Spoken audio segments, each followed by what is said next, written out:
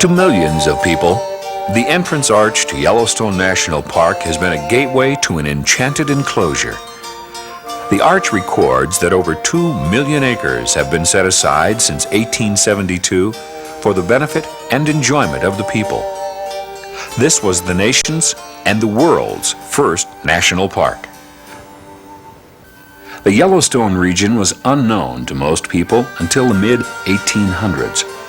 Early explorers, trappers, and prospectors returned home with colorful tales of the oddities and wonders of the area.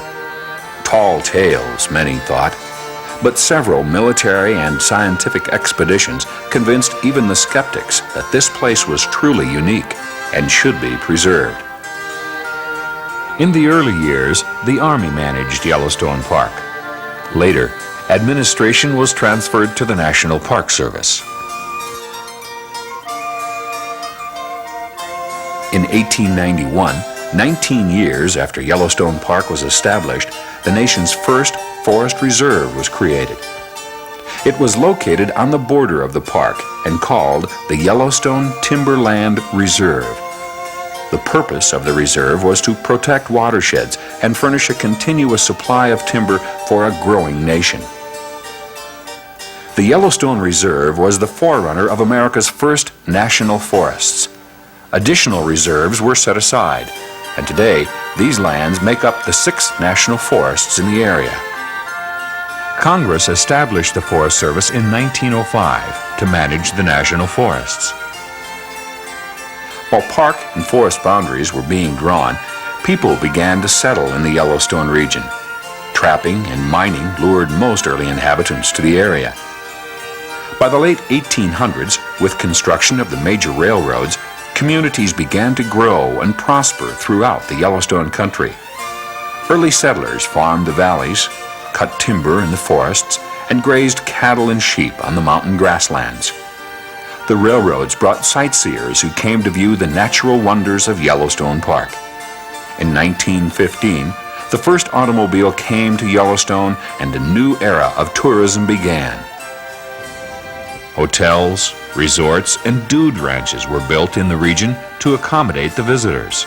These traditional uses continue to provide a livelihood and lifestyle for many who live in the Yellowstone region today.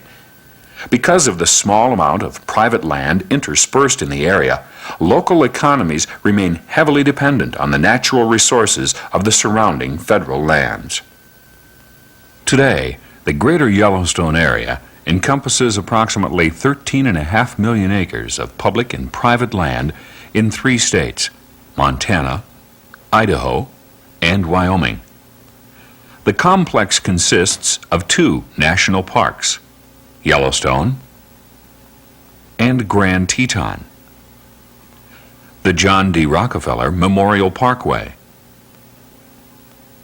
portions of 6 national forests, the Beaver Head, Gallatin, Custer, Shoshone, Bridger Teton, and Targhee, the National Elk Refuge, and Red Rock Lakes National Wildlife Refuge.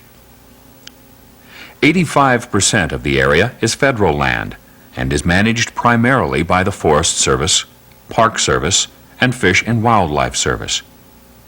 Nearly 2 million acres of state and private lands are intermingled with these federal lands. As a result, 3 states and 12 counties have a stake in management of lands and resources in the Yellowstone region. From the beginning, the national forests and national parks have had separate and distinct land management missions as directed by Congress. The different missions reflect how parks and forests within the greater Yellowstone area have historically been managed and how they will be managed in the future. National parks were founded on principles of preservation of scenic, historic, geologic, and natural land values for public recreation use and enjoyment. Park resources are managed under a policy of non-interference, in other words, allowing natural processes to take their course.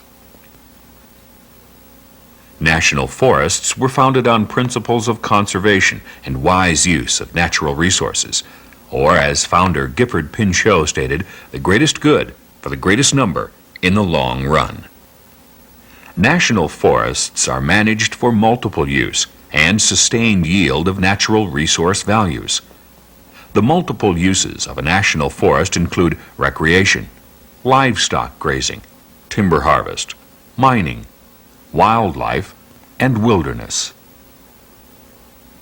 Although the parks and forests differ in some striking ways, they share some equally striking similarities and compatibilities. Consider wildlife. The national forests provide habitat and forage to support big game herds that migrate from Yellowstone and Grand Teton National Parks. Big game hunting is important to the region, both from a recreational and economic standpoint. The ability to hunt on national forest lands helps maintain wildlife populations in balance. Recreation is another example of complementary management.